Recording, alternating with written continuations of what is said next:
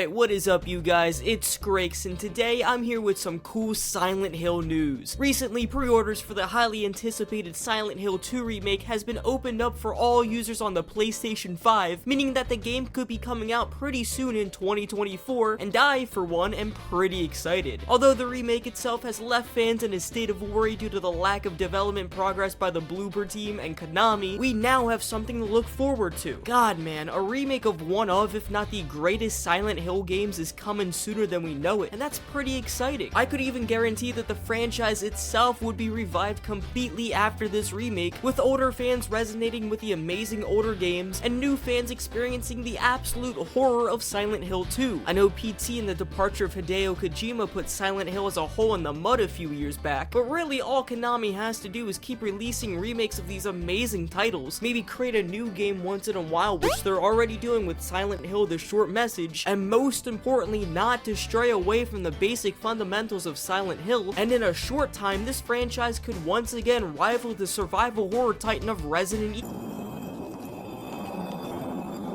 Okay, what the fuck is this garbage? So over the past week, I've been checking on this game, I guess you could call it that, and it is genuinely a disgrace. This title has been upsetting so many Silent Hill fans because of how cash grabby it really is, and even coming from somebody who's only played Silent Hill 1, 2, and 3 when I was fairly young, even I can say with confidence that there is no reason for something like this to ever be released. This game should have been locked away and hidden in a storage crate for no man to see or ever play again. It's really that bad. So what is Silent Hill Ascension exactly, and what makes it so bad? Silent Hill Ascension is a mobile game slash web series maybe that was released to the public on Halloween of this year. Ooh man, how spooky. The game was of course published by Konami, go figure, and also GenVid Entertainment, but it was and still is being developed by Bad Robot Productions, DJ2 Productions, and brace yourselves for this one, Behavior Interactive. Yeah,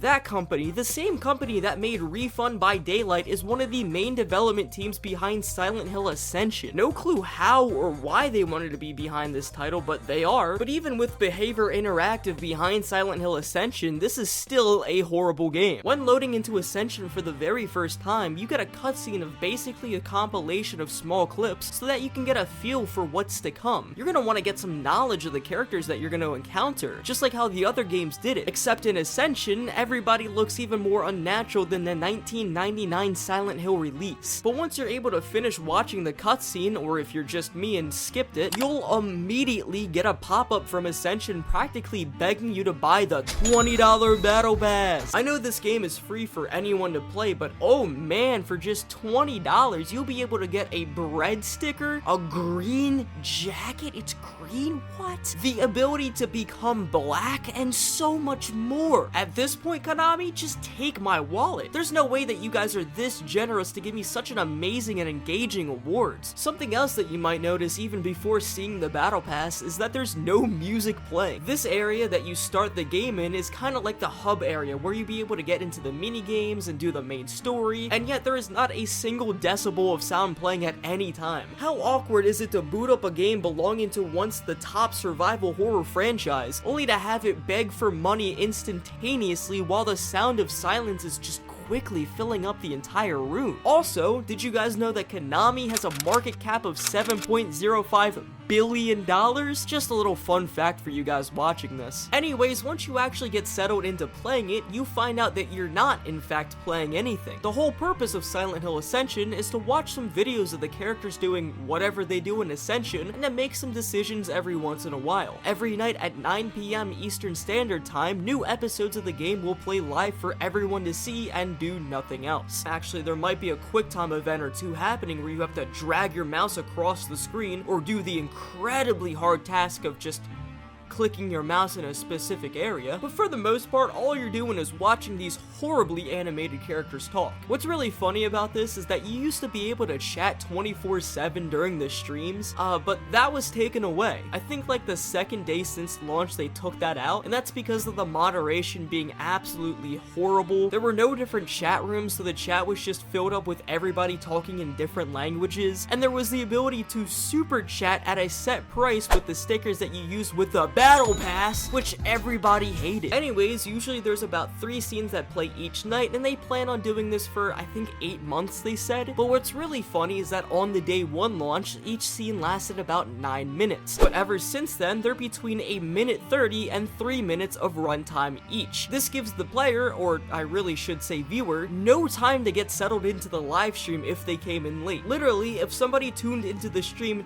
10 minutes late, only 10 minutes, it would already be over. That's how short these scenes really are. You're not missing all that much in these videos though. The story is not all that good. For a quick little rundown, there's a woman named Rachel who's a part of this cult, and during a ritual with another chick named Joy, she fucks up the ceremony and dies. Hey, I've seen that video before. So Rachel gets upset and tries to cover up or uncover the death depending on your decision, and all while this is happening, there's this Swedish guy who's getting yelled at by his wife who then just dies. The only scene that I recommend that you guys watch in Silent Hill Ascension is the very first one, and that's because you get to see the Swedish guy getting yelled at by his bedridden wife, and that is nothing but hilarious, but then him running away from a monster in the very next cut is somehow even funnier. Other than that, I don't give a shit enough to tell you the plot of goddamn Silent Hill Ascension. In between these live streams though, there will be a bunch of decisions that each character deals with that you can partake in. Each decision has 3 choices, that being a redemption choice, a suffering choice, and a damnation choice, and each decision ranges in how severe the consequence can be. It's actually more or less like how Telltale advertised their games back before they went under. The only difference between Telltale's games and Silent Hill Ascension, however, is that each decision in Ascension is voted on by every player that has the game installed through the use of IP or influence points. Depending on how many IP you have, you'll be able to sync however much you want to try and sway the vote. This feature for any type of game is just horrible. The player does not want to go along with everyone else when there's a choice to be made. What makes choose your own adventure games so fun and so memorable is the ability for you, and only you, to choose your own adventure. It's in the name. Being able to choose your own outcome, to see who lives and who dies, and to see how your story will end, it makes the player feel so engaged and wanting more. But if there's a decision like what will Astrid do with the evidence of Carl's guilt that has over 27 million total IP spent on a choice that has barely even half the community wanting it in the first place, you don't even want to vote at that point, because why would you? Your vote and placement of IP would do absolutely nothing if you were to put it in or just keep on saving. Speaking of which, how do you get IP in the first place? Well, the most obvious answer to this question is by buying it. Who would have figured that one out? You can purchase IP directly for a set price, or you can go back to the battle pass that's $20 and earn more over time. Hell yeah, baby, I love battle passes. Woo! However, you do have the ability to earn IP by playing and watching, and Konami is somewhat generous in giving you the game's currency, but that really doesn't matter. On day 1 already, with the choice of what I said earlier, there was already people willing to put in their mom's credit card to buy tens of thousands, if not hundreds of thousands of IP to vote for a decision. Why would anyone else want to vote in the first place? It is a literal waste of time and money at that point. I did say that you can earn the IP by watching the cutscenes, and that is true. You'll be able to earn a couple thousand IP by just watching everything in the recap area, but I also said that you can earn it by playing, and I also did say that there's some mini games. In the very small section of the very horrible home screen called Arcane, you'll be able to have 2 different sections of mini games that'll give you IP. One of them offers you 4 different mini games. However, all but 1 are locked away every day. You can bypass the lock, but that's only if you buy the $20 battle pass. Yeah, man, take my motherfucking money, Konami. You earned it. Yeah. These mini games though are very basic puzzles. One of them consists of you turning 2 different dials to remove some blades and locks. The other one is like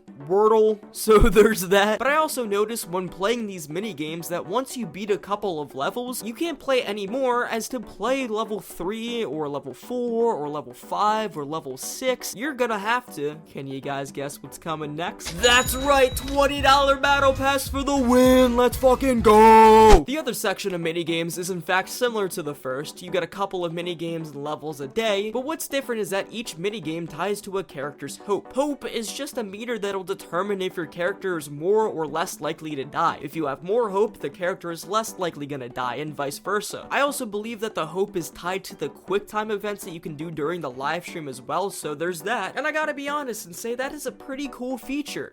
Except I'm lying to you guys, this sucks. I thought the opportunity of making decisions for your character was going to be the ultimate outcome, but now there's hope. I have no clue how hope gets tied into if a character lives or dies. I thought the decisions that you make do that for you. Also, I don't know how nobody thought of this, but it's incredibly easy to fuck up the minigames and QuickTime events to lessen the hope for a character and to kill them off quicker. You can just not press anything and watch the hope drain from these sorry little characters. So what's the purpose of trying to put effort into raising the hope for these characters if there's gonna be thousands of people just willing to not do anything and let the characters die out? Also, these minigames suck just like the first one. Some of them make no sense and are a poor excuse of a puzzle. Others are puzzles that you wish you want to blow your brains out because of how boring they really are. Hell, one of them is strumming a guitar to the tune of Akira Yamaoka's amazing Silent Hill soundtracks. The one and only good thing in this game is the music from other games, and even then, you can fuck it all up by just ravaging the guitar. Although that is pretty funny to do, I'm not gonna lie. Now, if what I said about this game was bad enough, that's not all, as the game runs horribly. I don't know if the developers ported the mobile version over to the website and called it a day, because all aspects of the game are press and swipe to a direction like how you should on a mobile game, but playing on Ascension.com took a major toll on my computer. The main screen felt very sluggish, which is weird because this isn't Call of Duty Modern Warfare 6, where every itty-gritty detail looks so lifelike. Ascension looks like this, and it runs poorly. I also had the problem of the live streams being in such a small aspect ratio, since nobody decided to fill in the gaps that used to be the shitty chat box, which is really cool. It adds a little bit of flavor, I guess you could say, to the game, but I think it all equals out when you find out that you have the opportunity to be in a small ass live stream for at most 10 seconds if you pay $10 only to be a part of the raffle. So fucking hate this game. So that's Silent Hill Ascension. I don't have an outro for this video. You all know this game sucks, and if you actually liked it, you're lying. So with that, thanks for watching. If you guys like this video, hit that like button, subscribe, and with that, I will see you all in a later video. Bye for now.